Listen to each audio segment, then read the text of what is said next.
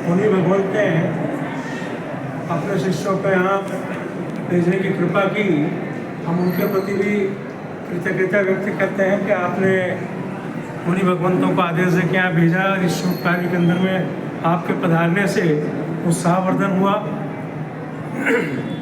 आपने अभी नौकार मंत्र के विषय में नौकार मंत्र की महिमा का हमें ज्ञान कराया। मेरा इतना ही निवेदन है हमारा साहब कि यहाँ जितने लोग भी बैठे हैं सबको एक संकल्प दिलवा दीजिए कि प्रतिदिन कम से कम 11 और अधिकतम 108 नौकार मंत्र घर के अंदर से गिन के ही बाहर हम अपने व्यावसायिक प्रतिष्ठानों में जाएं। और मेरा व्यक्तिगत जो अनुभूति की बात कहता हूँ कि जो व्यक्ति, जो आत्मा, जो परिवार नौकार मंत्र का जाप प्रतिदिन करते हैं, छोटी मोटी समस्याएं यदि हैं तो आती नहीं है, कम से कम आत्मिक शांति मिलती है, आत्मकल्याण निश्चित तौर पे होता है। हम सब नौकार मंत्र के नाम पर हम सब एकत्रित होते हैं।